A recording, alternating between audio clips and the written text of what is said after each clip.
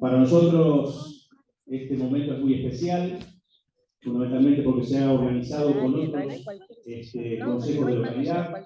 En este caso, el compañero nos visita hoy en Trelew, el compañero Aníbal, pero mañana va a estar en el Consejo de Localidad de la ciudad de Comodoro Rivadavia, que está conducido por el compañero Humberto Calo, así que de alguna manera es una actividad que compartimos varios consejos de localidad. Saludamos especialmente a los compañeros y compañeras de distintas localidades de la provincia también, que participan de esta capacitación y que nos están siguiendo en este momento por distintas redes sociales, que también para nosotros es algo que hacemos por primera vez, pero me parece que es algo muy importante porque de alguna manera tenemos una llegada a distintas localidades con esta capacitación. Estos encuentros de formación política, como el resto de las actividades que se desarrollarán desde este Consejo de Localidad, están enmarcadas dentro del aniversario 80 del 17 de octubre de 1945, fecha clave en la historia de nuestro movimiento. Así que es una de las primeras actividades que hacemos, pero van a estar todas enmarcadas dentro de este aniversario número 80. Seguidamente nos dirigirá unas palabras la presidenta del Consejo de Localidad de nuestra ciudad, la compañera Sara Cuevas.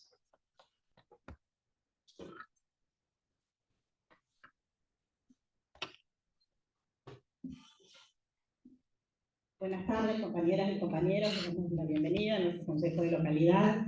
Siempre es un gusto cuando nos reunimos las peronistas y los peronistas, y más en esta fecha tan especial.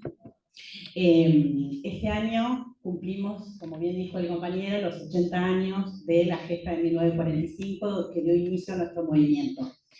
Por eso mismo, en este año tan especial para todos nosotros, vamos a iniciar una serie de actividades, la cual hoy damos inicio con esta formación.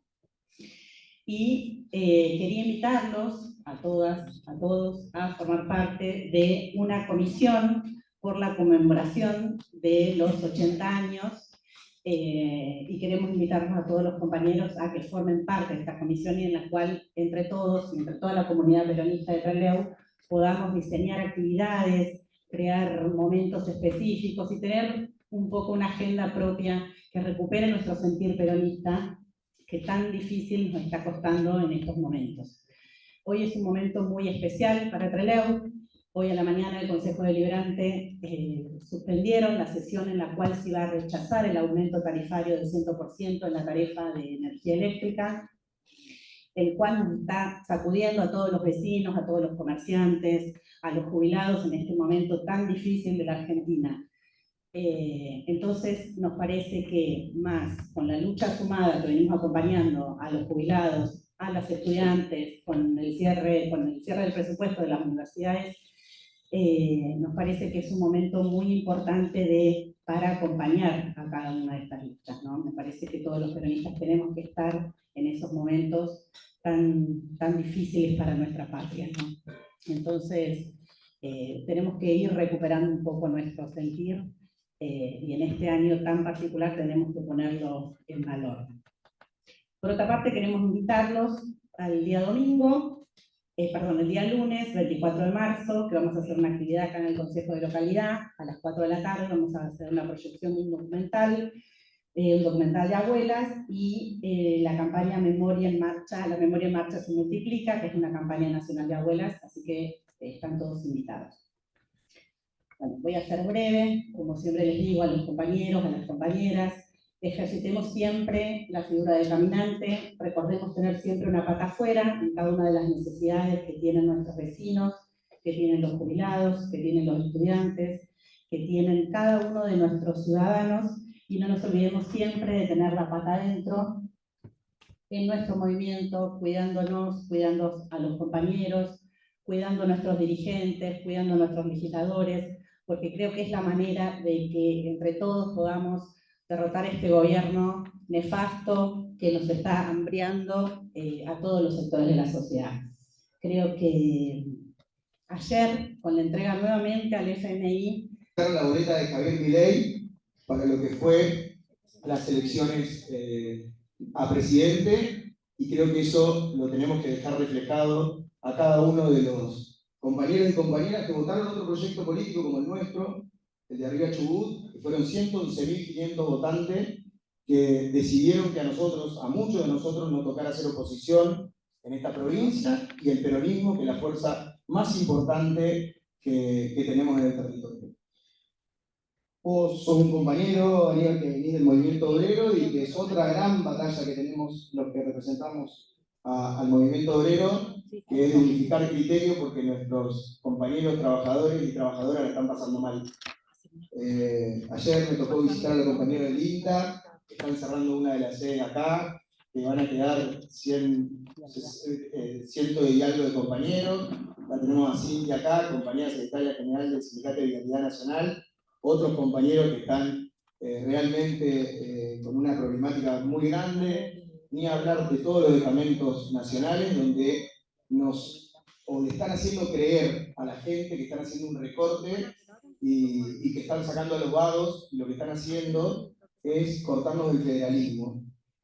Porque no conocen lo que pasa en las provincias, en el interior. Yo se lo decía a los chicos de INTA ayer, no conocen ni siquiera aquellos que son de su propia población, digo, ¿no? Un ganadero que a veces tiene un campo en un lugar allá en el interior de nuestra provincia, en lo más profundo, y que ese trabajador del INTA es la única persona que llega para comentarle, para saber si está bien, para saber si está mal, y ellos mismos le hacen daño, porque el INTA tiene una composición diferente, porque están las sociedades rurales, porque están un montón en esa comisión directiva que tiene la conformación del INTA, y no se dan cuenta ni siquiera del daño que están haciendo.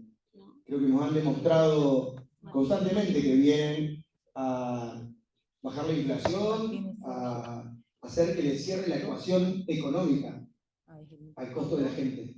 No les importa lo que le pasa a la gente. Y vuelvo a nuestra provincia, y vuelvo a lo que tenemos que recalcar. ¿Por qué esos son socios políticos Milei y Torres? Porque votaron el DNU 7023, que quería voltear convenios colectivos de trabajo, que viene con la precarización laboral, que tenemos la subida de impuestos más grande de la historia, que la están pagando nuestra gente, la pérdida de puestos de trabajo. Yo les decía hoy en la Cámara de Diputados que mientras algunos diputados provinciales defienden a Milei, sin defenderlo, pero defendiéndolo, y justificando lo que votó Ana Clara Romero y Ávila en la Cámara, diciéndolo, porque Ávila dijo en el día de hoy que Torres le pidió que voten porque Chubut necesitaba plata. El gobernador, que en el inicio de sesión dijo que iba a desendeudar a esta provincia por primera vez en la historia, pidió un endeudamiento de 145 millones de dólares. Y para eso le pidieron el voto para volverse a endeudar con el Fondo Monetario Internacional, para volver a oprimir, porque todos sabemos quién es el fondo. No nos asombra porque son Macri. Y Macri ya nos endeudó. Entonces, mientras ellos hablan eso, en Comodoro Rivadavia, el mismo secretario general de ese sindicato daba la noticia que 300 trabajadores de Caliburto se quedan sin trabajo, más los 2.500 trabajadores que salieron de la cuenca del Golfo San Jorge con retiro voluntario y despidos hace unas semanas atrás. Y otra gran salida de trabajadores que vienen en estos tiempos, dentro de 90 días, por la industria petrolera. 400 comercios cerraron en un año, y distintas actividades, los bancarios, cierres de bancos. Digo, si esto no es una represión hacia los trabajadores, ni hablar lo que le pasa a nuestros jubilados, lo decía Sara recién, lo que le pasa a nuestras universidades. Creo que tenemos bastadas obras de que el peronismo va a tener que juntarse para volver a ayudar a la gente a salir de esta mala situación. Pero solo va a estar si tenemos la inteligencia emocional de dejar los egos de lado y trabajar por los proyectos colectivos. Y esto lo digo en la Argentina para abajo. Nos va a pasar en cada provincia, en cada pueblo, en cada ciudad, el trabajo de aquellos que tenemos una responsabilidad institucional o política que nos ha dado el pueblo o nuestros afiliados, en el caso de los partidarios, para trabajar en un proyecto colectivo. Entonces, la verdad que felicitar a Sara por esto que me dijo un día que iba a arrancar, y yo la felicito. Nosotros desde la mesa provincial estamos trabajando en un proyecto que también presentó Sara en un momento, que tiene que ver con la capacitación, que tiene que ver cómo nos ayornamos a los tiempos de hoy para llegarle a esas personas que no le pudimos llegar con el mensaje. Yo me considero un joven, eterno joven, con 45 años, pero digo que a mí me falta la posibilidad, o no encuentro la posibilidad de ver cómo le llego a esos pibes de 16 a 30 años que quieren seguir viviendo en la casa de los viejos, que no quieren que los manden, y que nosotros llegamos con un discurso anticuado y que no nos escuchan. Que tenemos que demostrarle que la sindicalización es parte del proceso de la defensa de ellos mismos, que es una defensa colectiva, individual pero colectiva, que la necesitamos entre todos. Que hoy creo que gracias a este gobierno desastroso estamos llegando a una partecita, porque tocaron a lo más sagrado que le pueden tocar a uno de nuestros hijos, a sus abuelos. Entonces yo escuchaba a un nene el otro día que hablaba y que contaba que de TikTok decía: le están sacando el salario y la medicación a mi abuela. Entonces, ahí tenemos un mensaje, cómo llegarle. Ahí tenemos una posibilidad de contarles qué es lo que pasó. Sara decía recién que el día domingo, el lunes, obviamente, pero el domingo y el lunes, porque tenemos una vigilia del 24, tenemos una gran responsabilidad, 30.000 desaparecidos en la Argentina. Y cuando uno mira lo que pasa los miércoles en Buenos Aires, esto no está muy lejos de parecerse a eso. Estamos perdiendo la democracia y no lo tenemos que dejar, porque costó muchísima sangre y sudor y lágrimas, y muchos de nuestros compañeros le pusieron el cuerpo a eso, porque realmente los 30.000 desaparecidos los pusimos nosotros en defensa del pueblo. Entonces, bañémonos en humildad, como dijo alguna compañera o algún compañero en algún momento, y trabajemos por esa unidad que necesita el peronismo, que necesitamos de todos para darle respuesta a nuestra gente y a nuestro pueblo, que es el pueblo trabajador, que es el pueblo sacrificado, que son los que necesitan, los más vulnerables, porque necesitamos soberanía política, independencia económica y mucha justicia social para que tengamos una movilidad social ascendente como solo sabemos dar los peronistas. Así que nada, a capacitarse y a trabajar en conjunto a toda la provincia del Chubut. Gracias.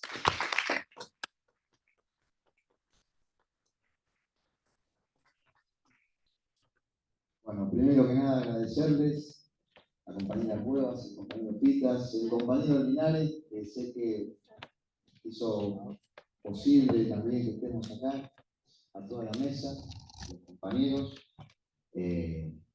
a Nacho y al Instituto Gestal, que confió Que no es Nacho. No es Nacho, eso es Nacho que está ahí. No empecemos mal.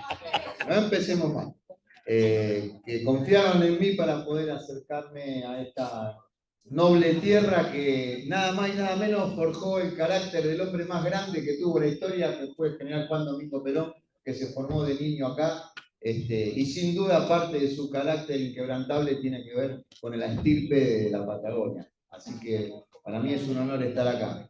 Y antes de empezar, traerles también el saludo y un presente del secretario general de los municipales porteños, a Mario Nolasco Yelta, y también el saludo de la Confederación General del Trabajo. Acá sé que hay compañeros del movimiento obrero, el compañero Héctor Dae, el compañero Acuña, el compañero Argüello, y decirles que tengan plena confianza que la CGT no va a aflojar, no vamos a hacer un tranco de pollo, y que entre todos los argentinos tenemos que construir un paro nacional que ponga de pie a todos los trabajadores para frenar de una vez por todas el avance contra los derechos de los trabajadores y contra la desintegración de la patria.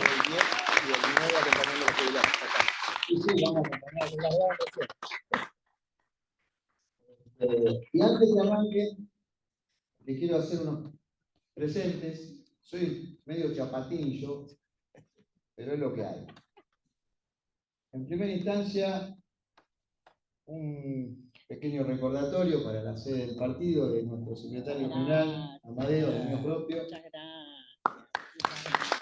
La escuela de formación que tenemos, unos manuales de delegados gremiales que hicimos en la organización gremial, y acá que veo que son muchas las mujeres peronchas, Sí. y son mayoría, un librito con la historia fotográfica de Eva Perón. Y finalmente, para la sede del partido, la bandera peronista, que nosotros siempre que vamos a algún lugar tratamos de llevarla, que como ustedes verán, no tiene los brazos así, tiene los brazos así para que el que está arriba levante al que está abajo.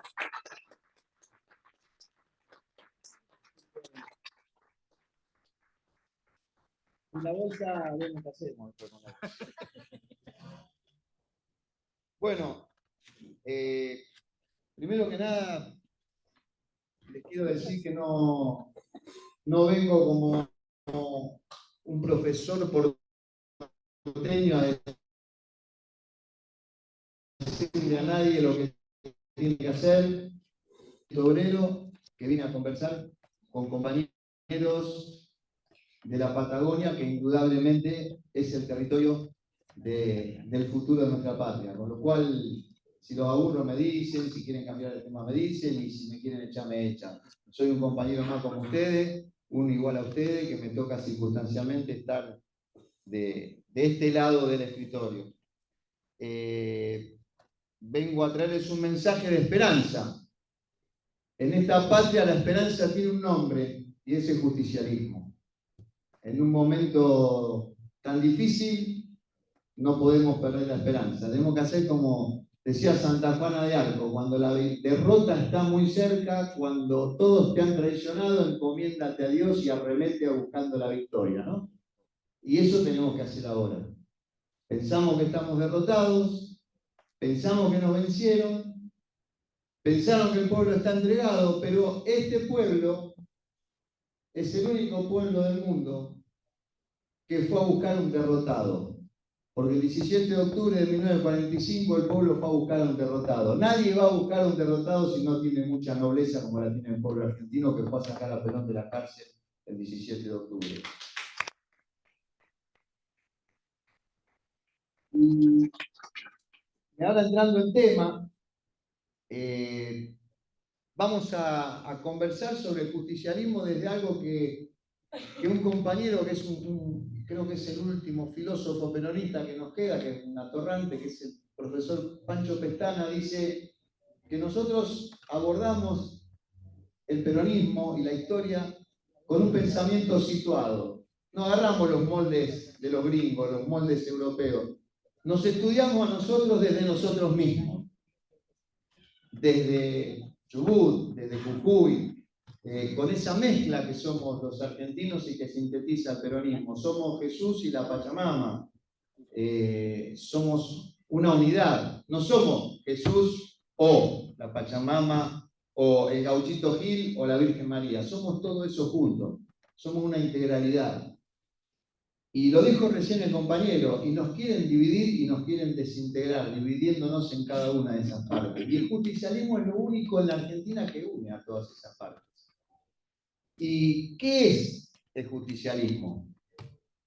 Y bueno, yo voy a parafrasear a la compañera Eva Perón, que en uno de sus cursos en la Confederación General de Trabajo, que dio 9 clases, que están en un libro que sale 2 Coca-Colas, que se llama Historia del Peronismo, de fácil acceso y de fácil lectura. Evita dice que el justicialismo es la cúspide del pensamiento filosófico y político de toda la historia. Es el máximo nivel de los grandes filósofos y de los grandes políticos de la historia hecho doctrina. Por ende, el peronismo no es un partido político nada más. Es una filosofía de acción para buscar la felicidad del pueblo y la grandeza de la nación. Y dice Evita, y el peronismo no se hizo como otras ideologías en un laboratorio, como el marxismo, que se juntó Marx, Engels en un laboratorio y mientras tomaban whisky escribían una teoría que se suponía que iba a liberar al mundo. O el liberalismo, que Adam Smith empezaba a hacer cuentas y buscaba, ¿no?, que si hacemos esto y la libertad del mercado, y no importa si mueren 20 millones de personas. No. El peronismo es una filosofía de vida que se basa en dos cosas. Primero, la realización. El peronismo primero se hizo y después se escribió. Y segundo, que lo que se escribió fue la síntesis de los anhelos del pueblo argentino. Perón no tuvo que leer porque se había criado en la Patagonia y sabía lo que pensaba un trabajador rural que se tiene que bancar vientos de no sé cuántos kilómetros por hora, porque había estado en la escuela de guerra y veía a los conscriptos que tenían las enfermedades de la pobreza, porque en el año 30, cuando estuvo los famosos fusilamientos de Bacena, la Patagonia rebelde, a él lo mandan a reprimir en una de las seccionales de la Forestal. No se sabe cuántos muertos hubo en la Patagonia, ni se sabe cuántos muertos hubo en Chacarita, en Buenos Aires, en esas dos represiones. Sí se sabe que en la que mandaron al general Perón, que en ese momento era subteniente, no hubo muertos. El general llegó a la Forestal, le preguntó a los que tenían la Forestal tomada y que estaban armados cuál era el problema, y le dijeron: nos deben 5 salarios, nos cerraron el almacén, no tenemos agua potable. Y lo que hizo Perón fue obligar a la Forestal a pagar los salarios caídos, poner las bombas del ejército para extraer agua y obligarles a abrir el almacén para que se provean de los elementos de subsistencia los trabajadores. Esa es la diferencia entre peronismo y todo lo demás. Perón no tuvo que estudiar al pueblo, porque Perón era parte de ese pueblo. Y como dice Evita, para conducir al pueblo hay que ser parte de ese pueblo. Por eso cuando aparecen algunos personajes que Francisco dice: ojo con los líderes sin historia, como el régimen libertario conducido por un loco, que atrás tiene gente que no está loca y que maneja poderes mundiales. Nosotros tenemos que tener mucho cuidado con los líderes sin historia, porque nuestro líder es un líder con historia y que se forjó en la militancia. Los invito a leer un libro que se llama 3 revoluciones militares, donde van a conocer a un Perón militante. A un Perón que militaba, que conspiraba, si se quiere, en esas épocas, que trabajaba en la construcción de un proyecto político. Perón no llega a la Secretaría de Trabajo y Previsión porque lo fueron a buscar un día como a Lilia Lemoyne. Entonces, rápidamente, Evita nos habla en esos cursos de los padres del peronismo. Dice: el primer justicialista fue Licurgo, que fue un legislador de Esparta, una nación poderosísima militarmente en aquella época. Estamos hablando del 730 a.C. ¿Y saben lo que hizo Licurgo? Licurgo hizo una cosa que durante 200 años estuvieron prometiendo un montón de políticos de izquierda, de derecha, que fue la reforma agraria. Dividió a Esparta en las tierras productivas en 3, y a las 3 clases sociales le dio a cada uno de los integrantes parcelas para que puedan trabajar la tierra. Hizo una reforma financiera. El Estado de Esparta se quedó con todas las monedas de oro y les dio monedas de cobre. Con eso hizo 2 cosas. Terminó con la especulación financiera y con la usura, y por otro lado arregló el problema de la seguridad en las calles, porque te daban un garrotazo para sacarte 3 monedas de oro, pero para sacarte 3 monedas de oro de cobre se tenía que llevar 10 kilos. Miren si era mejor que Patricia Burri para la seguridad. O sea, cuando Perón hace la revolución agraria y dice: la tierra es de los que la trabajan, no lo inventó, lo buscó, 730 años antes de Cristo. Después nos hablan de Sócrates, Perón, y Evita. Y Sócrates, un filósofo que planteaba la virtud y la justicia como centro de la conducción política del Estado. Decía: el Estado debe crear hombres buenos y justos, en comunicación y comunión permanente y diálogo permanente con el pueblo. Ustedes imagínense aquellas épocas donde los emperadores poderosos, y este hombre empezó a hablar de que había que dialogar con el pueblo y que había que ser esclavos de la ley, siempre y cuando la ley sea justa. Y acá empieza a aparecer la palabra de justicia en el marco de la conducción del Estado. Tan es así que él es tomado prisionero, condenado a muerte, y arreglan su huida. Cuando lo van a buscar sus compañeros, él dice: toda mi vida prediqué la esclavitud a la ley. Si yo la violo, mi vida fue una mentira. Y dejó que lo mataran. Esa integridad, esa ética, que no la vemos mucho hoy, es la ética de la cual nos habla y de la cual predicó Perón y Eva Perón. Después Aristóteles, que también lo menciona Perón, y después no nos voy a aburrir mucho con esto, dice que la ética, que es la buena conducta individual, culmina en la política, que es la buena conducta colectiva. Y que la justicia debe ser el primer valor del gobernante. Y que los intereses individuales deben ceder a los intereses colectivos. Y otra vez la justicia, y otra vez nosotros que nos llamamos justicialistas. Y cuando Perón, en la Constitución del 49, dice que la propiedad privada existe, pero que no es absoluta, no está haciendo ni más ni menos que remontarse a Aristóteles cuando dice que el interés individual está bien, pero que nunca debe sobreponerse al interés colectivo. Perón era un estudioso. Perón, cuando se fue de estas tierras, de sus padres y de ustedes, además de su ropa, se llevó dos cosas: el Martín Fierro y un libro que se llama Vidas Paralelas de Plutarco, donde está la historia de los grandes líderes. Y los leyó a todos, y aprendió, y se esforzó. Perón no era un marciano. Perón se formó. Hablábamos con la compañera de la necesidad de formarnos, porque a cualquiera nos puede tocar la responsabilidad de conducir algo, pero si no estamos formados, ni más ni menos vamos a llevar al fracaso a lo más sagrado que tenemos, que es nuestro pueblo. No nos podemos dar el lujo ese, porque es una cosa colectiva el peronismo, no es una cosa individual. Finalmente, el peronismo toma, porque ustedes me dirán, todo muy lindo, Platón, Aristóteles, pero había esclavitud en esa época. Sí, estaba el Instituto de la Esclavitud y nadie se oponía. Hasta que llegó un chabón que juntó 12 analfabetos, que para mí es el Hijo de Dios, pero para otros puede ser simplemente Jesús, hizo la más grande de todas las revoluciones, que fue decir, en el mundo de la esclavitud, que aún sigue hoy, que somos todos iguales porque estamos hechos a imagen y semejanza de Dios. Eso que para nosotros es tan común, le valió la muerte. Hizo otra revolución.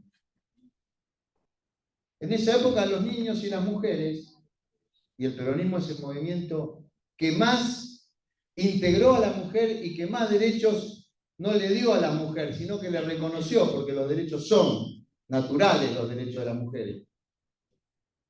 Jesús, cuando dice: dejen que los niños vengan a mí, en esa época los niños eran objeto de trabajo. Perón abrazaba a los niños y dice: lo que hagan por el más pequeño de estos, lo están haciendo conmigo. Reivindicó a los niños y reivindicó a la mujer.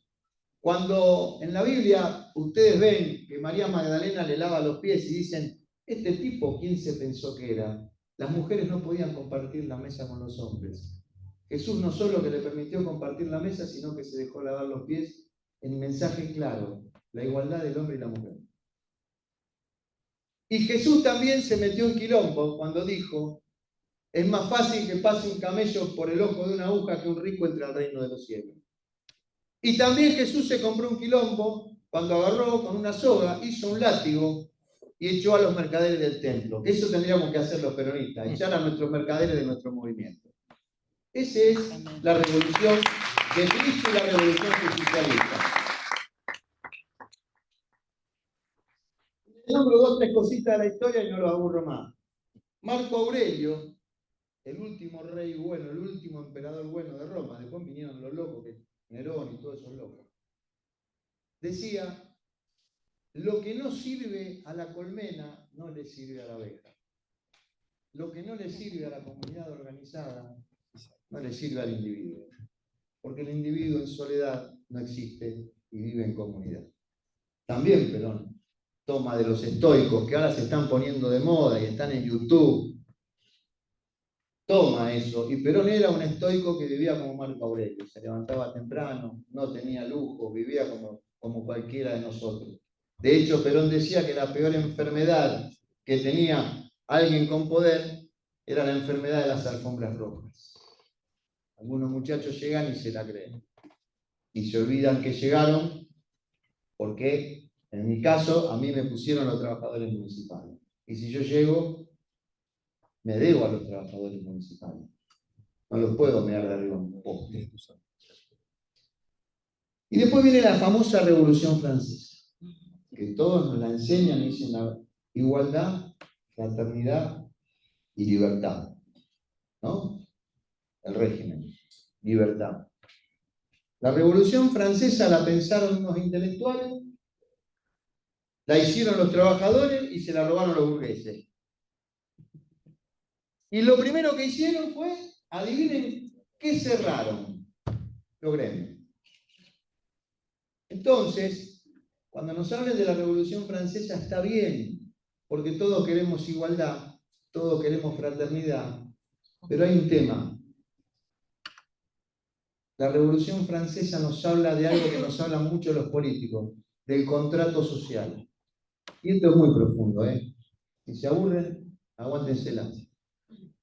¿Quién de ustedes firmó un contrato para vivir en la sociedad que tenemos?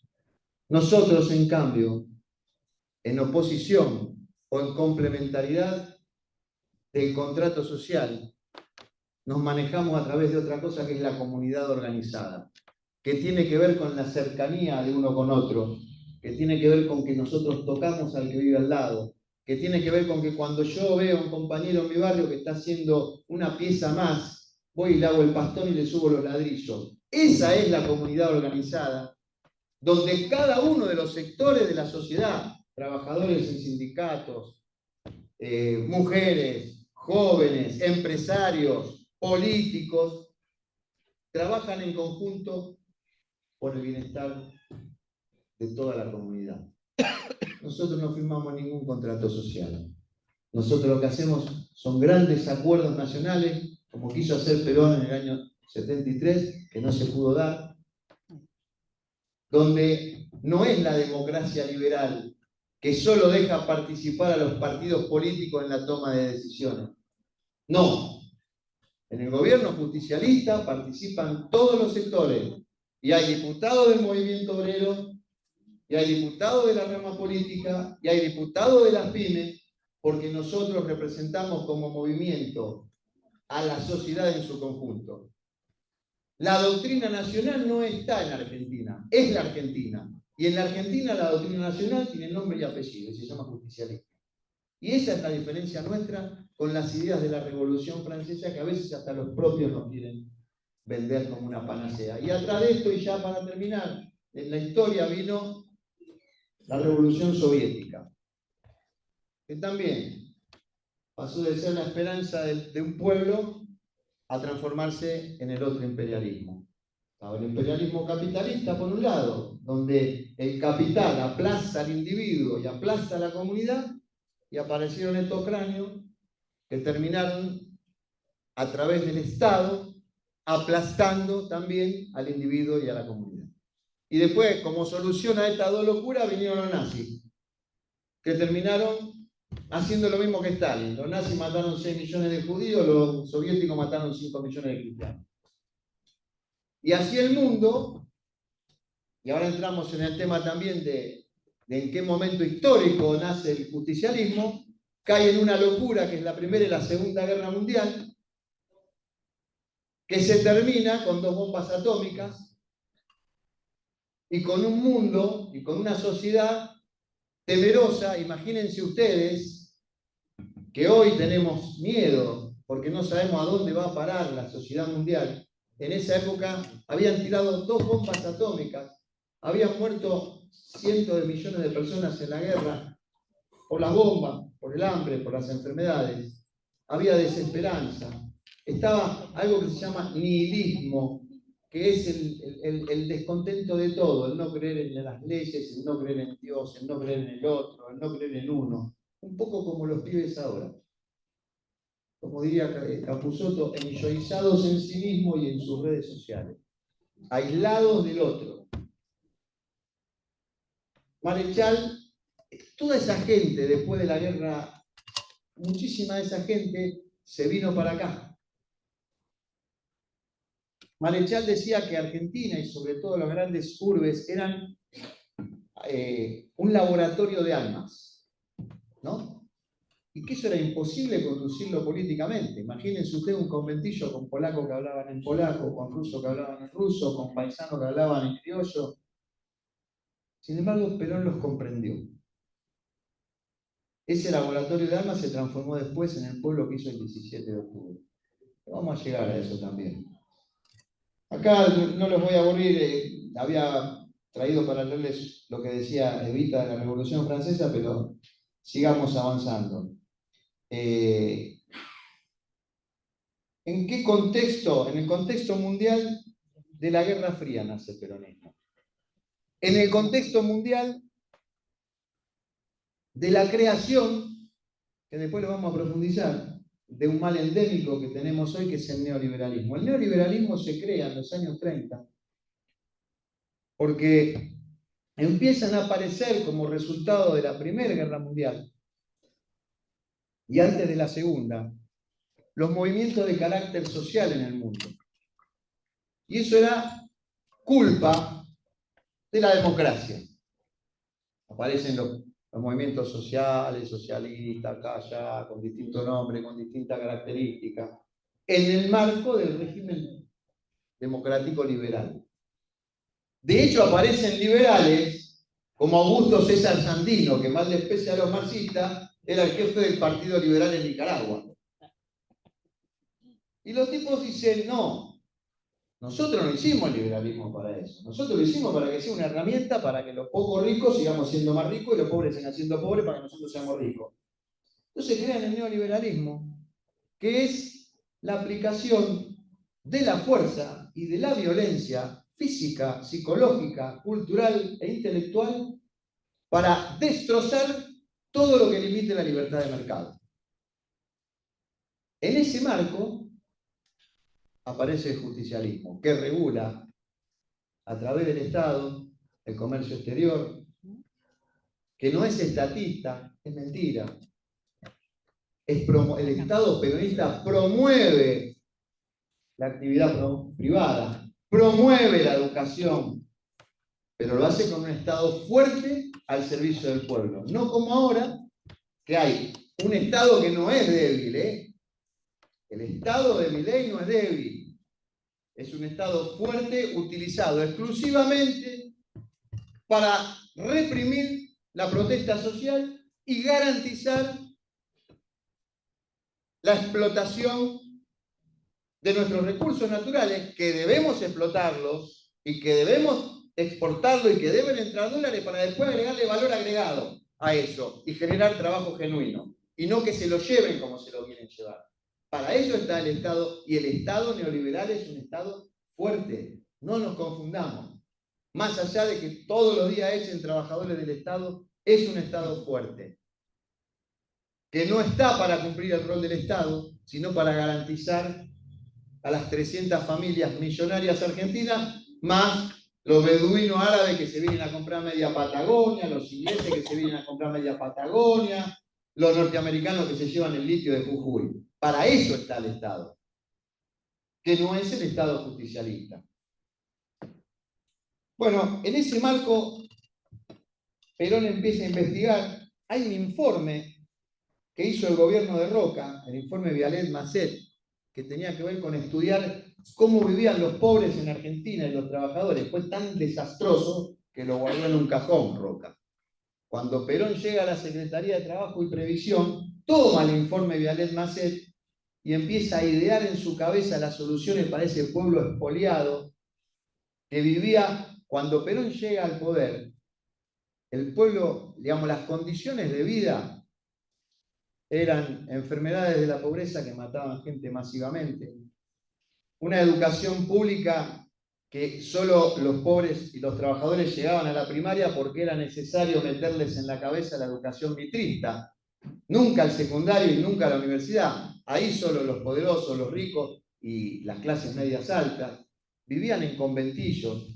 Ustedes saben que lo que pasó en la Patagonia Trágica tenía que ver justamente con la falta de pago y que los trabajadores se habían retirado al pueblo, no tenían cómo pagar las habitaciones donde dormían 200, todo uno arriba del otro, y por eso estalla la revuelta. Ese era el marco en el que vivían los trabajadores. Jornadas de trabajo de 12 horas, de 10 horas.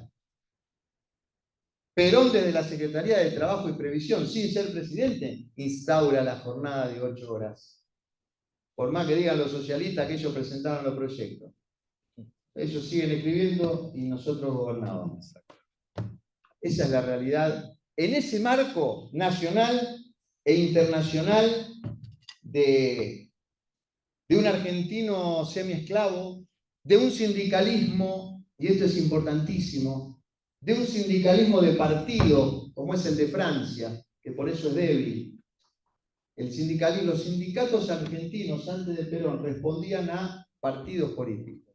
Entonces, los sindicatos comunistas respondían a la Internacional Comunista. Los sindicatos socialistas respondían al Partido Socialista.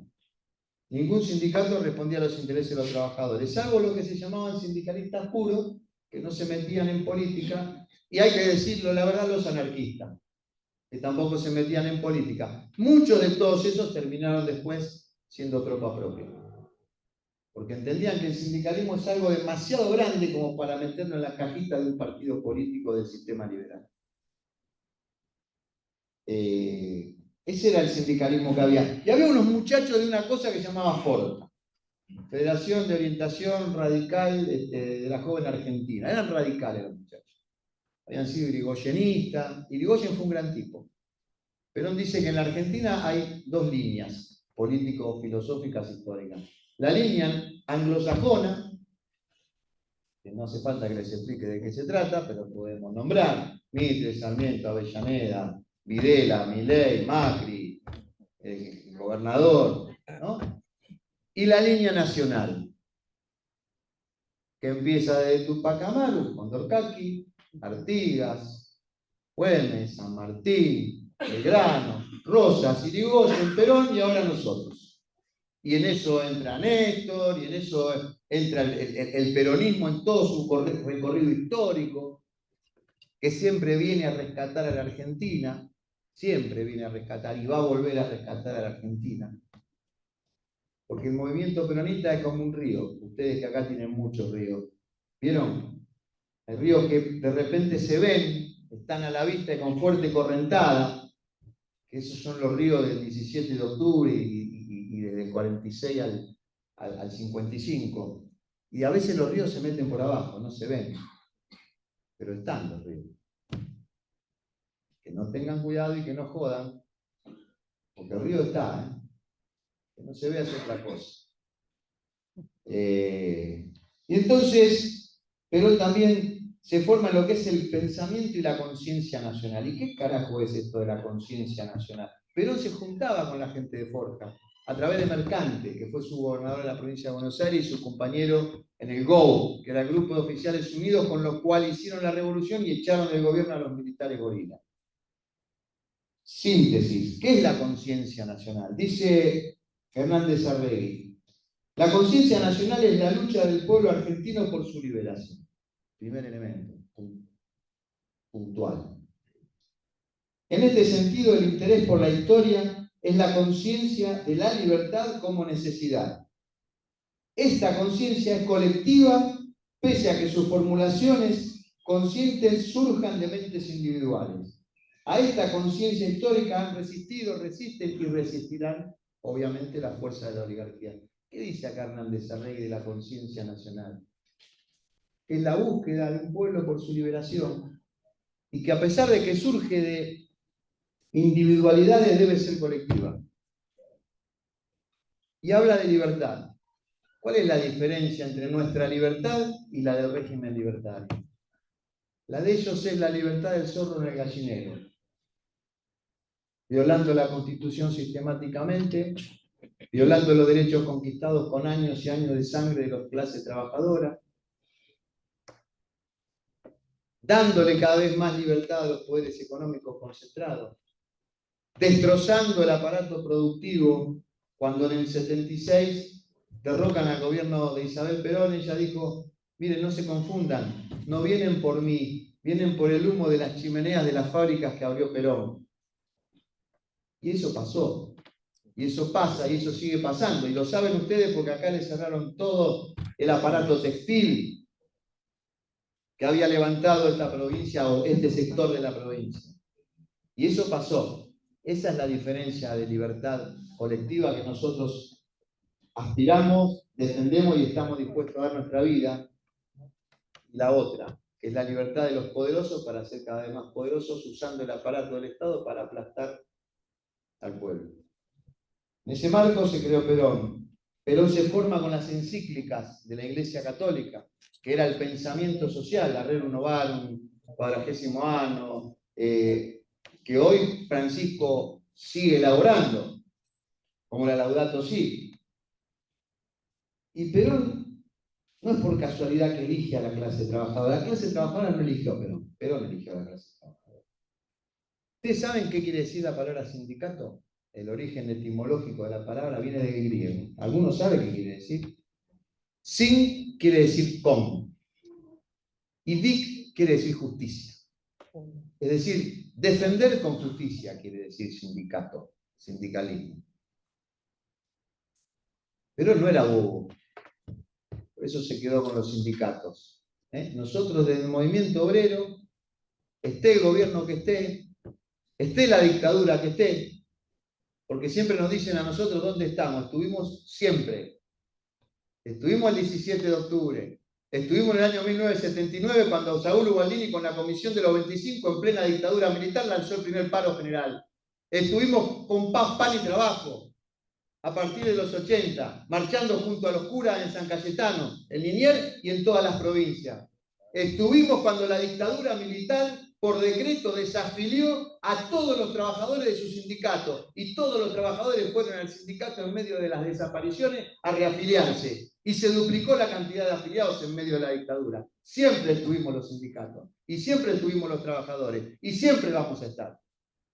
Por eso Perón nos eligió, a los trabajadores. Y trabajadores somos todos. Pero no nos confundamos y no nos dejemos confundir con el versito de los emprendedores. Porque el emprendedor es un desocupado que se la tiene que rebuscar como puede y que debería estar trabajando en una fábrica con derechos, con aguinaldo y con jubilación. Eso es el peronismo. Bueno, les decía que el vínculo con Perón, con su pueblo, no tuvo que leerlo Perón en un libro. Perón se enrola en el GOU, que era un grupo de oficiales que quería desbancar al gobierno dictatorial de militares gorila. Sí, Perón hizo una revolución y dio un golpe de Estado, sí, lo hizo. Era militar. Perón evoluciona su pensamiento. Cuando estaba en el GOU, decía, para un militar no hay nada mejor que otro militar, porque era la institución que él había elegido para llevar adelante su proyecto político. Cuando fue creador del movimiento peronista, dijo, para un peronista no hay nada mejor que otro peronista. Pero cuando volvió a la Argentina para unirla y pacificarla, dijo, para un argentino no debe haber nada mejor que otro argentino, y se abrazó con Malvinas. Esa es parte de la evolución del propio Perón. Eso es la actualización doctrinaria, no cambiarnos nuestra doctrina por la socialdemocracia. Entonces, Perón se junta con este grupo de oficiales unidos, toman el gobierno de la nación, desplazan al ejército pro-británico que estaba entregando la República Argentina, como lo hicieron siempre y como lo hacen ahora, y como ustedes saben, que a algunos kilómetros de acá están las fuerzas de la OTAN cada vez más fuertes para quedarse con nuestros recursos naturales. Y Perón elige, Perón era vicepresidente de la Nación y ministro de Guerra, y elige y le pide un cargo de mierda que nadie quería, que era la Dirección Nacional del Trabajo. Ni siquiera era ministerio ni secretaría, la Dirección Nacional del Trabajo. Lo primero que hace es transformarlo en secretaría. El 27 de noviembre de 1943, fecha que para nosotros es la fecha de creación del peronismo, no el 17 de octubre. Y no lo digo yo, lo dijo Eva Perón. Además, al crear la justicia social, el coronel Perón tuvo que buscar después el soporte para mantenerla y lograr la independencia económica. La Secretaría de Trabajo y Previsión, creación maravillosa del coronel Perón, es la cuna del justicialismo en el país. No solo dio desde esa casa felicidad al pueblo, sino que como un rayo de luz y esperanza para todos los hogares proletarios que habían perdido la fe en sus gobernantes, en sí mismos y en los altos valores de la patria. No solo les dio salarios, sino que los dignificó. Y la dignificación del hombre por el hombre no tiene precio. Eso es lo grande de la lucha que tuvo el coronel Perón en el campo social y que tal vez los argentinos no terminarán nunca de agradecerlo. Y al decir los argentinos, me refiero a los argentinos de todos los campos, intelectuales o obreros. Por eso el peronismo nace cuando Perón, pudiendo elegir el cargo que quisiera, elige a los trabajadores como su columna vertebral, quedándose con la Secretaría de Trabajo y Previsión. Y Perón sí, Perón da. ¿Vieron que a nosotros nos dicen que damos? Y está mal dar. Perón dio. Primero dio. Después habló y después escribió. ¿Y qué dio? Sin ser presidente de la Nación, desde la Secretaría de Trabajo y Previsión, la jubilación, el aguinaldo, la jornada de 8 horas de trabajo, convenios colectivos con un montón de organizaciones sindicales. Todos esos derechos que cuando vamos a cobrar el aguinaldo nos parece que es un acto milagroso del empleador. Fue una lucha de años de los trabajadores, pero fue una conquista del general Perón. Hizo algo fantástico el general Perón. Los sindicatos antes de Perón no solo eran prohibidos, eran perseguidos. Y Perón no solo que no los persiguió, sino que los promovió.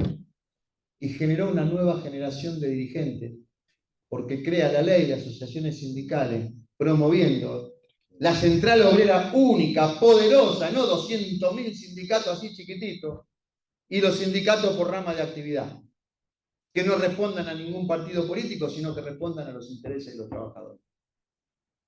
Y esa fue la columna vertebral de su movimiento, y porque hizo eso, hoy sigue vivo el peronismo. Y eso lo hizo sin ser presidente. Y después, cuando asume la presidencia de la Nación, hizo algo fantástico. Mientras él construía la revolución, mientras él creaba los puestos de trabajo, mientras él creaba la marina mercante para que ustedes tuvieran trabajo en estos territorios olvidados de la patria, Eva Perón, a través de la fundación, les daba los primeros auxilios sociales a los que no podían esperar. Y cuando nosotros decimos que estamos dispuestos a dar la vida por nuestra causa, no decimos solamente que estamos dispuestos a recibir una bala, decimos que estamos dispuestos, como Eva Perón, a dar todos los días un poquito de nuestra vida en defensa del otro, en defensa de la patria. Cuando ustedes hoy están acá, en vez de estar tomándose una birra con sus amigos, jugando a la pelota, con sus novias o con sus novios, están dando un poquito de vida para que otros vivan un poco mejor. Y eso nos lo enseñó Evita, cuando sabiendo de que su destino era el final, la muerte, siguió para adelante. Hace 5 días se fue mi amigo, mi hermano y mi compañero de 30 años de lucha. Se me fue de las manos, haciendo el RCP, no lo pude sacar. Mi compañero tenía problemas de salud, Guillermo, Bruno, pero nunca dejó de militar. Nosotros damos la vida por esta causa que es mucho más profunda que un partido político. Esta causa que vio el mundo, esta causa que inspiró a líderes como Mohammad Gaddafi a liberar a Libia, Esta causa que hizo que Néstor, Lula, Chávez y el uruguayo se juntaran y le dijeran Alca al carajo. Esa es nuestra patria y esa es nuestra doctrina. Somos peronistas, somos argentinos y somos latinoamericanos. Esa es nuestra doctrina. Por eso digo que Perón da. Evita decía, los otros prometieron todo y no dieron nada. Perón no prometió nada y lo dio todo. Y entonces, ¿qué es la doctrina nacional? Lo define Perón. Dice, la doctrina nacional busca la felicidad del pueblo y la grandeza de la nación. En ese orden, primero la felicidad del pueblo, después la grandeza de la nación. A través de la justicia social, la soberanía política y la independencia económica. Armonizando los intereses individuales con los intereses colectivos y las necesidades materiales con las necesidades espirituales. Porque nosotros entendemos que las personas somos materia y alma. Y que la política y los movimientos que no tienen una doctrina no tienen alma y por ende son algo muerto. Por eso no somos materialistas. Y esta que es la doctrina nacional se materializa en los hechos porque nosotros formamos para la acción, no para saber hablar bien. Formamos para conducir bien. Dice Perón, el justicialismo es una nueva filosofía de vida. Simple, práctica, popular, profundamente cristiana y profundamente humanista. Fíjense que no dices un partido político, no dices un sindicato, no dices una rama. Dice, el justicialismo es una nueva filosofía de vida. Y Perón lo explica por qué. En Argentina hablar de filosofía política es hablar de peronismo. Y mi viejo, que no había terminado el 4º grado y lo terminó en el sindicato a los 68 años, era un filósofo. Porque había comprendido al peronismo. Entonces Perón nos dice, quiero hacerles comprender que no se conduce lo inorgánico ni lo anárquico. Se conduce solo lo orgánico y lo adoctrinado, lo que tiene una obediencia y una disciplina inteligente y una iniciativa que permite actuar a cada hombre en su propia conducción. Perón decía, todos somos conductores, algunos de masas, otros de grupos y otros por lo menos conductores de sí mismos. No como el presidente que cuando tiene una crisis le agarra, iba a decir una grosería, ¿no? Le agarran esos ataques de pánico y se queda así, porque no se conduce ni a sí mismo. Esto es simple. Un conductor, por genial que fuese, no podría llegar a cada uno de los millones de hombres que conduce. Hay una cosa que debe marchar sola, es decir, la doctrina, que pone a todo el mundo a patear para el mismo arco. Ya eso le da una dirección a la masa. Luego está la organización, que le da unidad en la ejecución de las cosas. Sin esa unidad de concepción y sin esa unidad de acción, ni el diablo puede conducir. Es decir, que en la conducción no es suficiente con tener, como algunos creen, un conductor o una conductora. Es necesaria la organización. Y para que haya organización es necesaria la doctrina. Porque ¿qué hace la doctrina?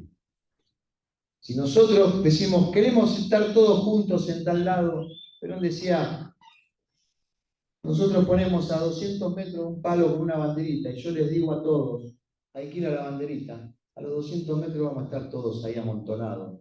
Eso es la doctrina. Es la banderita a la cual tenemos que marchar todos. Y es lo que nos va a dar la unidad a un movimiento que está separado, que está dividido, cuyas ramas están partidas entre sí y todas partidas entre las ramas, donde privan los vedetismos y los intereses particulares. Y eso pasa porque desde el año 1983 a la fecha no nos hemos ocupado de difundir en las masas nuestra doctrina. Nos hemos ocupado de otras cosas, quizá urgentes, pero no las más importantes. Y hoy estamos así, con un loco de presidente.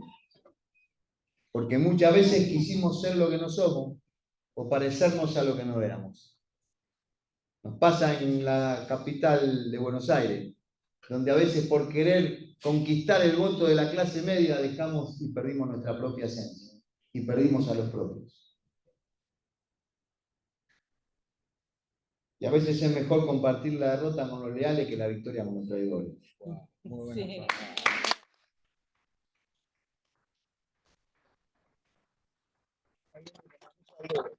Y bueno, la filosofía, dice Perón, busca la verdad. ¿Y la verdad qué es? La única realidad es la verdad, decía Perón. No se busca en los libros, se busca el hecho de patente del día a día. Los grandes dirigentes caminan entre la gente, no están encerrados. La nuestra es una doctrina desde el pensamiento situado, no eurocéntrico, no es un ideologismo. A veces nos ideologizamos demasiado y no vemos la realidad. Y yo le voy a decir una cosita que me parece cómica. Ya terminamos. Hay un cuento de un escritor, Abbott, creo que era inglés, no sé, francés, qué sé yo. Tipo, contaba que había un mundo que se llamaba Planilandia, ¿no? El mundo era como una hoja. En Planilandia estaban los círculos, los cuadrados, las líneas, ¿no? Se movían hacia el norte o hacia el sur, hacia el este o al este, pero no sabían que existía una arriba, no tenían otra dimensión, ¿no? Y un día el cuadrado dijo, existe una arriba a donde podemos ir. Y entonces al cuadrado lo mataron. Y eso fue Perón. En esa Planilandia de los años 40, donde no pensaba el pueblo argentino que había otra cosa, donde no pensaba el pueblo argentino que en vez de 12 horas podía trabajar 8, donde no pensaba el pueblo argentino que podía tener una industria y terminar fabricando aviones a reacción, donde no había una Argentina donde no pensábamos que podíamos tener nuestra marina mercante, donde había una Argentina llena de desocupados y al año de Perón gobernando tuvimos que traer 1 millón de italianos porque sobraba el trabajo. Y eso le pasó al general Perón. Y como el cuadrado pagó abrirnos la cabeza con el exilio y el bombardeo a la Plaza de Mayo y las muertes y las desapariciones del 55 y como la de Trelew en el 72 y como las 30.000 que vamos a conmemorar su memoria el 24, el lunes en la calle. Esa Planilandia nos la sacó Perón de la cabeza a nosotros. Y eso no nos lo van a perdonar nunca, gracias a Dios, porque somos el hecho maldito de la oligarquía. Y nosotros tenemos que volver a ser el hecho maldito de la oligarquía y no sus socios, compañeras y compañeros. No podemos vender la patria para que nos hagan una obra pública, compañeras y compañeros. Porque la patria es más importante que nosotros mismos. Entonces, Perón encuentra la respuesta en 2 cosas a ese mundo. En la comunidad organizada, que es la participación política de todos los sectores de la sociedad. Hay un libro, Comunidad Organizada, en realidad es una disertación de Perón en el primer Congreso Filosófico Mundial que se hizo en Argentina. Eso era Perón. Y ahí Perón dice, el hombre puede desafiar cualquier mudanza y cualquier contingencia si se haya armado de una sólida verdad para toda la vida. Hay un filósofo actual, Bauman, que dice que el mundo es líquido. Nosotros con el peronismo le demostramos que somos sólidos. Y en un mundo donde no hay certezas, el peronismo es una certeza. Es la esperanza de un pueblo. Por eso no pueden entender que un chiquito de 3 años cante la marcha peronista y lo haga con amor. Y no entienden que el peronismo, justamente, en esta patria y en Latinoamérica, es la síntesis del amor. Porque como decía Evita, se necesita ser fanático del ideal, porque solo el fanático, lleno de amor por una causa, es capaz de dar por ella la vida. Eso no lo van a entender nunca. Nunca van a ser remera, nunca van a ser bandera. Nunca van a pintar la B con la M de Perón. Y nosotros seguimos pintando la B con la P de Perón. Y nosotros seguimos poniendo en una vela la foto de Evita cada 26 de julio. Porque somos la síntesis del pensamiento de nuestro pueblo. Solo tenemos que creérnoslo. Solo tenemos que dejar nuestros intereses particulares y caminar todos juntos. Como dice Francisco, la diferencia entre el poliedro y el círculo es que el círculo son los totalitarios, los que quieren ser ellos, porque el círculo no tiene partes. El poliedro es una figura geométrica compuesta de partes distintas, pero unidas. Esos somos nosotros los peronistas. Podemos ser distintos, pero si cada uno de nosotros, en vez de ser parte de un poliedro, se transforma en un círculo, va a haber 200 círculos y nos van a derrotar. Y seríamos muy hijos de puta, porque si nos derrotan a nosotros, derrotan a la patria. Y no podemos permitir que derroten a la patria. Porque hoy está en riesgo no solamente la Constitución violada sistemáticamente por este régimen, como por ejemplo el DNU, lleno de aberraciones, el protocolo de seguridad de Patricia Bullrich, duro por redondo, sino que hoy vienen a desintegrar la Argentina territorialmente. Y tenemos chasquibum para defenderlo. ¿Saben qué decían los espartanos cuando le preguntaban por qué no tienen murallas? Decían, las murallas de Esparta son los pechos de los espartanos. Nosotros no tenemos murallas, pero tenemos un pueblo dispuesto a dar la lucha. Hay que unirlo, hay que organizarlo y hay que adoctrinarlo. Esa es la tarea que tenemos, muchachos y compañeros. Voy contando. Perón nos enseña la tercera posición, distinta del comunismo y distinta del capitalismo. Y dice, bueno, pero la muralla de Berlín se cayó en el 89. Hoy la tercera posición es una lucha entre los proyectos totalitarios de la OTAN, de Estados Unidos, ¿no? Ojalá no de China el día de mañana, no lo sabemos, y los proyectos de las patrias que luchan por su independencia, como los pueblos de África y de Latinoamérica. Esa es hoy la actualización doctrinaria de esa tercera posición.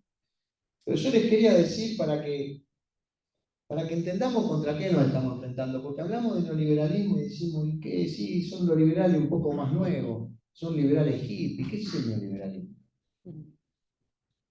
Gary Becker, Hayek, Pinochet, Margaret Thatcher, Reagan, son el neoliberalismo.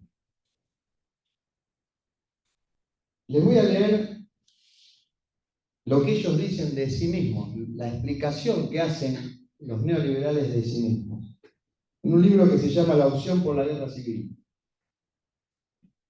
El neoliberalismo como empresa teórica se construyó en torno a una constante deslegitimización de la democracia de masas, concebida esta como un obstáculo que había que superar. Es decir, para que exista el neoliberalismo hay que destruir la democracia. Lo dicen ellos.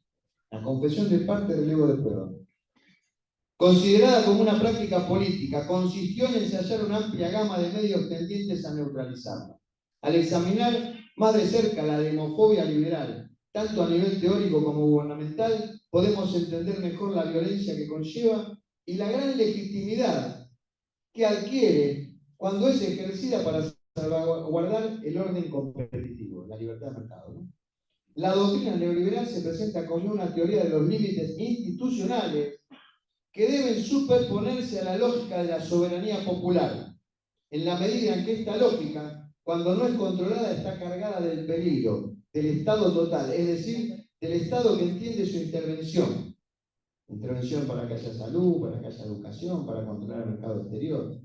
A todos los ámbitos de la vida para satisfacer a los grupos de interés que dependen. Pero precisamente porque este peligro se concibe como inherente a la modernidad democrática, el neoliberalismo se presenta como una ideología de guerra contra la democracia efectiva cuando los resultados electorales o las movilizaciones populares ponen en peligro la libertad de mercado. Cualquier similitud con la marcha de los miércoles es pura casualidad. ¿Sí? Pero para llevar a cabo esta misión, aquel Estado debe permanecer constantemente en pie de guerra para impedir que la democracia interfiera en la economía. Si pudo demostrarse la naturaleza constructivista de un neoliberalismo que da forma a un orden económico competitivo, es necesario entonces reconocer que en lugar de las estrategias de la guerra civil llevadas adelante por los gobiernos neoliberales contra todo aquello que amenaza a la sociedad libre, los gobiernos, los partidos socialistas, los sindicatos y los movimientos sociales, así luchen por reivindicaciones económicas, ecológicas, feministas o culturales. Es una guerra que toma esencialmente un doble aspecto, el de la implementación de un Estado fuerte y el de la represión al conjunto de fuerzas y movimientos sociales que se oponen al proyecto. Esto lo escribieron ellos. Esta es la nueva Planilandia. Y la única manera de entender que hay otra dimensión es el justicialismo. Y para eso tenemos que llevar adelante esta segunda guerra por la independencia, que no es con armas, sino que es una batalla cultural. Como hacemos con Nacho, andamos recorriendo, llevando la palabra de Perón, para que entendamos que somos fuertes, que somos poderosos, que hay esperanza, que no nos tienen que derrotar y que no tenemos que sentirnos derrotados, que es el peronismo. Lo del poliedro ya se los conté. Que esto no sé, yo no quiero simplemente, acá Perón habla del acuerdo nacional que hizo en el 73, explicando un poco la nueva democracia, que era una democracia no de partidos, sino de sectores sociales, y que no se pudo concebir. Y que para lograr esa victoria el movimiento dijimos que tenía que tener organización, doctrina y conducción estratégica. Y Perón en conducción política también. Conducción política debe salir 4 Coca-Cola, lo pueden comprar. 3 cervezas, 4 Coca-Cola. Perón decía que la conducción estratégica del movimiento tiene 4 misiones. Mantener la unidad del movimiento. Y yo les quiero preguntar a ustedes, díganme ustedes si el movimiento está unido. Mantener la unidad doctrinaria del movimiento. Clic, clic.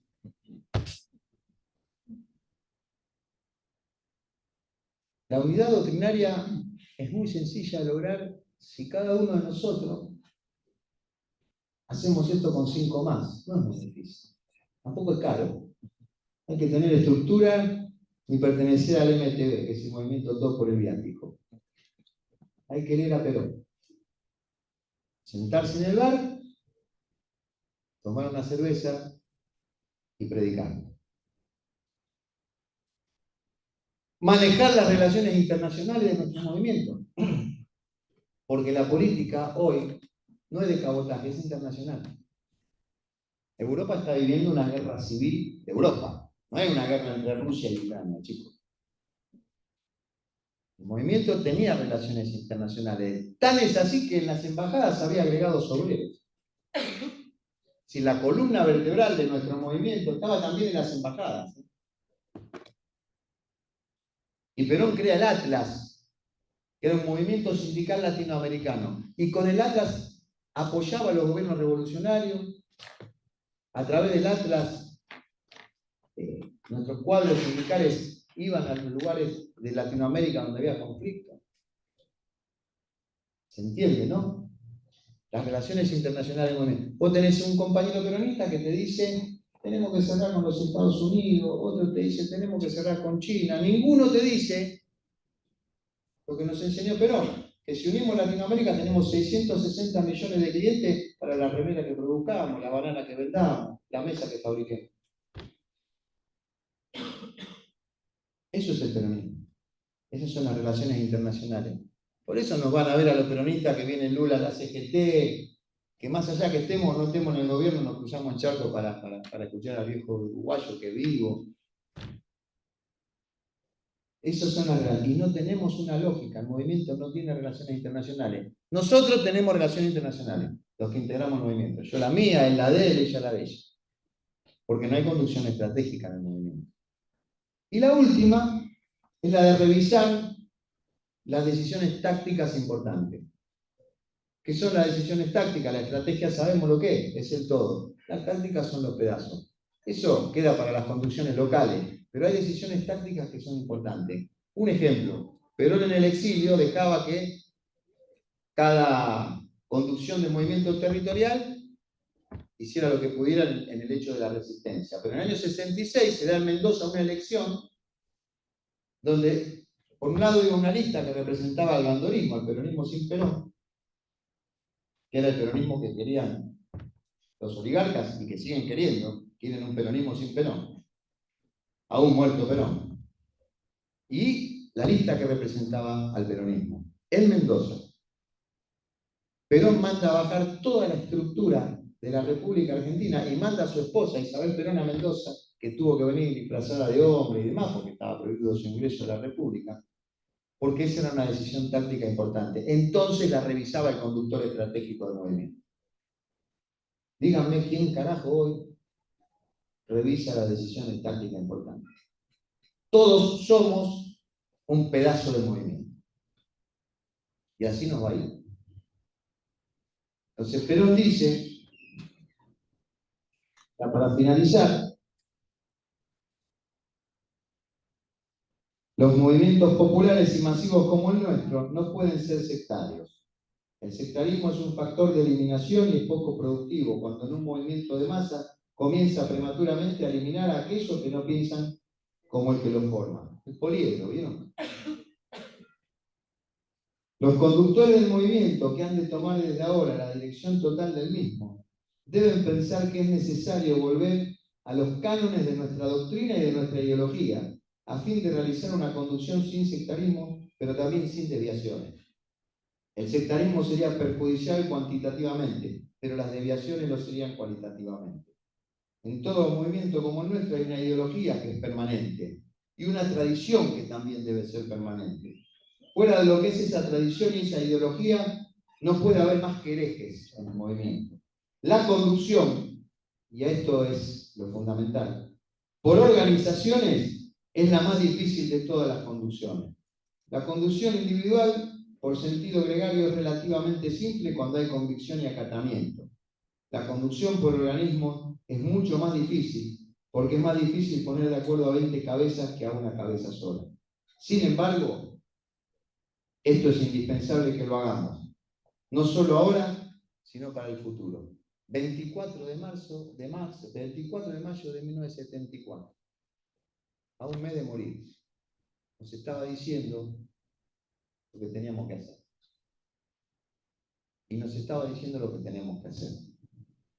Unificar a todos los sectores del movimiento.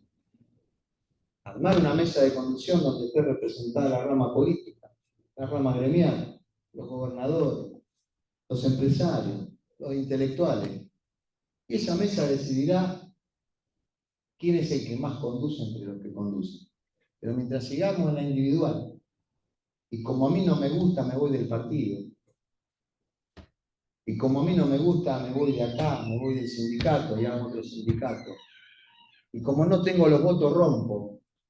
Mientras nos siga pasando eso, es la derrota del pueblo la que nosotros estamos construyendo, y no la victoria del pueblo la que nosotros estamos construyendo. Y finalmente les quiero dar un mensaje que le mandó Perón a los jóvenes en 1963. Cuando la juventud esté unida y organizada, cuando en poco tiempo pueda ser ejemplo de disciplina peronista, se encontrará en condiciones de luchar en todo terreno. Y el éxito de la etapa final del proceso argentino estará asegurado. Debemos demostrar al mundo que nos observa lo que puede la firme actitud de un pueblo cuando su lucha está fundada en los sagrados principios de la justicia, de la libertad y la soberanía. La patria reclama en estos días la inquebrantable decisión de la juventud de luchar por ella. Todos sabremos cumplir con nuestro deber ante la historia si estamos animados de una profunda fe peronista, si realmente nos decidimos a luchar por el pueblo y si estamos dispuestos a enfrentar cualquier sacrificio. Y para finalizar, yo les quiero hacer una pregunta. Perón, la noche anterior a hacer la revolución del 4 de junio de 1943, escribe en un borrador lo siguiente. Cuando se vive en tiempos de desbordados imperialismos, los estados como Hamlet ven frente a sí el dilema de ser o no ser. Por eso la cuestión más importante para el gobernante de hoy es decidirse a enfrentar al exterior si quiere ser, o sacrificar lo interno si renuncia a ser. Cuando defienda su independencia, haga respetar su soberanía y mantenga el grado de dignidad compatible con lo que debe ser una nación, deberá luchar duro contra los déspotas y dominadores, soportando virilmente sus golpes. Cuando a todo ello renuncie, vivirá halagado por la falsa aureola que llega desde lejos. No enfrentará la lucha digna, pero tendrá que enfrentar la explotación de su pueblo y su dolor, que golpearán implacablemente sobre su conciencia. Tendrá a menudo que recurrir al engaño para que lo tolere su frente y renunciará a su independencia y soberanía conjuntamente con su dignidad. Esta es la primera incógnita que debo despejar en el gobierno de mi país delante de mi pueblo. Yo me decido por mi pueblo y por mi patria. Estoy dispuesto a enfrentar la insidia, la calumnia, la difamación de los enemigos de adentro y de sus agentes de afuera. Entonces, yo los invito a que se hagan esta noche, cuando lleguen a sus hogares, esta pregunta. Si estamos dispuestos a hacer y a tolerar la insidia y la calumnia si es necesario, o estamos dispuestos a ser alcahuetes del sistema neoliberal por una moneda.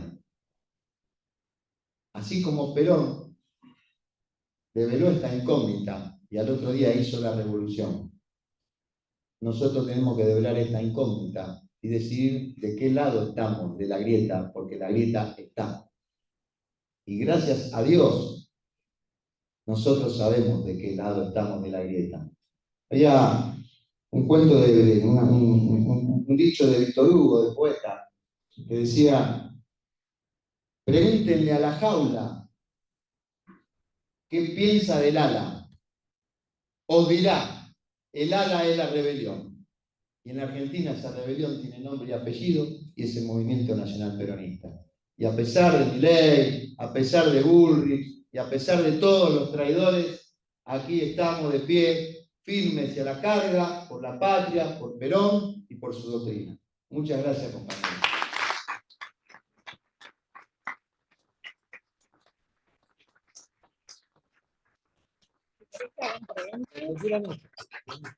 No tengo dónde ir, estoy lejos. Compañera.